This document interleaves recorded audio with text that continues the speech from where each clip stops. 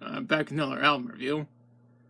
Since the last two albums I reviewed were demo albums, why not go 3 for 3? Anyways, today's review is on the self-titled demo album from Rage Against the Machine. It's been a long time since the last time I reviewed anything by Rage Against the Machine. So, since I already reviewed their studio albums and one of their live albums, why not go back and review their demo album? The album is sometimes called American Composite, as you can see on the album's cover on screen. The album has 12 tracks on it. It was recorded shortly after Brad Wilk joined the band and became their drummer, and this was before their first live show. The album was recorded at Sunburst Studio in Los Angeles between August and September of '91 and was released in December of the same year. The album was self-produced and self-released. It is mainly centered around rap metal with some elements of funk metal. I'd also like to add that Auburn Burrell served as the recording engineer for this album. Rage Against the Machine started selling copies of the demo tape at live shows for $5 each. Its success led to them signing on to Epic Records to release all the band's albums, with the exception of Live and Rare, which I have yet to get a hold of.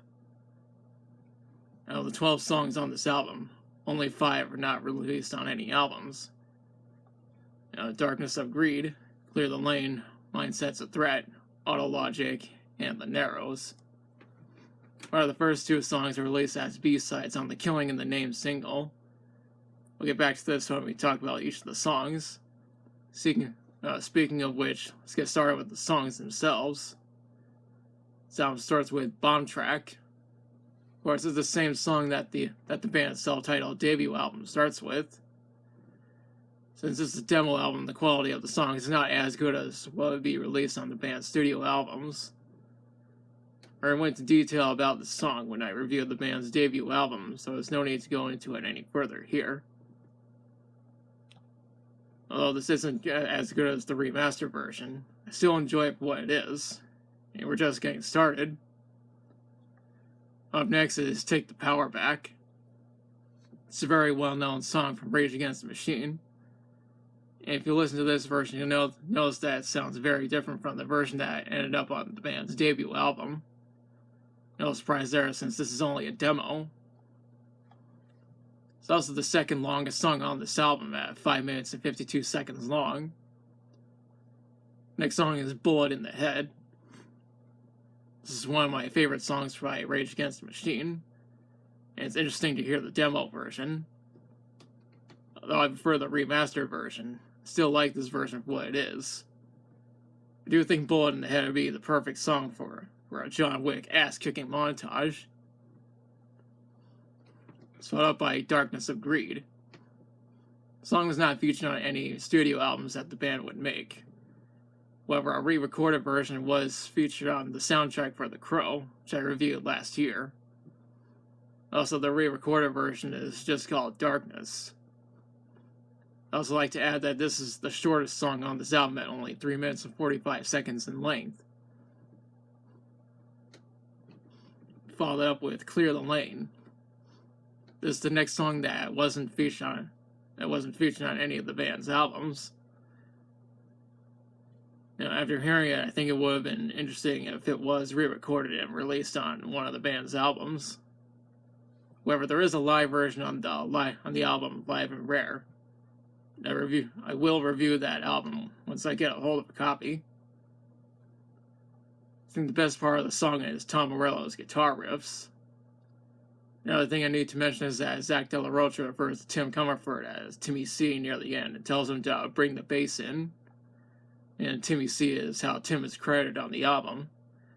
Then again, he's also credited as Timmy C on the debut album. The next track is Township Rebellion.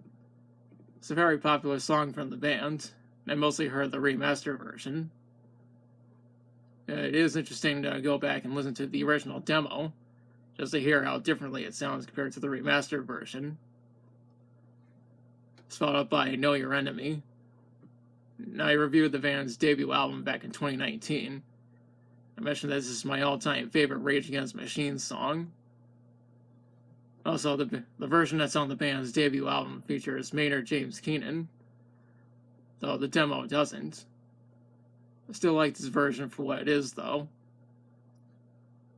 After that is Mindset's a Threat. It's the third song that wasn't released on any of the band's studio albums. The thing is, this is the only song, the only album from the band to feature this song. It isn't even on the Live and Rare or Live in the Grand Olympic Auditorium. Still like it, though. It's also the second shortest song on the album at 4 minutes and 3 seconds long. Followed up with Killing in the Name. This is the band's most popular song. It is the first Rage Against the Machine song that most people end up hearing. Of course, I'm not the only one. It is interesting to hear the original demo, even though I mostly heard the studio album version and some live versions. Of course, this is the longest song on this album at 6 minutes and 38 seconds long.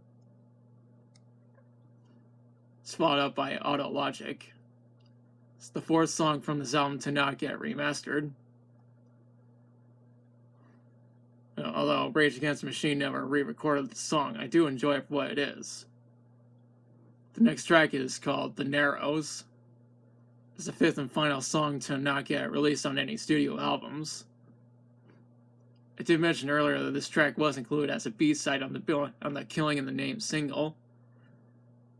I do enjoy the song, though I kind of wish it had been re-recorded. First, I think that the best part is Tom Morello's guitar riffs. This album ends with Freedom. It's the same song that the debut album ends with. Even though this is only the demo version, it isn't as good as the remaster version. I do enjoy it for what it is. I mentioned earlier that only about 5,000 copies of this album were made. They were self-released and were sent to various record labels. Atlantic Records was one of them. They produced copies under their own label, with a different cover, as you can see. Now, Rage Against the Machine soon found out about this, but they decided not to take any legal action. I couldn't find anything on how this album did commercially, since only about 5,000 copies were produced. However, a number of people on the internet seem to enjoy this album, although this album was never officially released. The demos were included on the XX CD2 version of the band's debut album. Unfortunately, the version I have is just the XX CD1 version. I mentioned in my review of the debut album that I might review the XX CD2 version if I get a hold of a copy. Since the demo album is up on YouTube, I didn't have to spend any money obtaining the XX CD2 version. I also don't know how much the copies of the original demo tape are worth, but I'd imagine they'd go for a lot of money. And I'm also going to include a link to the album on YouTube if you want to listen to it for yourself. Overall, I really enjoy this album. It may not be as good as the studio albums from Rage Against the Machine, but I do enjoy this album for what it is. And it's interesting how different the demos are compared to the studio albums. Now's the part where I question you. Have you listened to Rage Against the Machine's demo album? If so, what are your thoughts on it? What's your favorite song from it? Think the 5 songs that weren't featured on any of the studio albums should have been remastered and released on at least one of the band's studio albums? Do you think this album should have had an official release besides the XX82 version of the band's debut album? Let me know in the comments. If you liked the video, be sure to like, share, and subscribe. Be sure to hit the notification bell to be notified of future uploads. And to watch now, I'll be back soon with another video.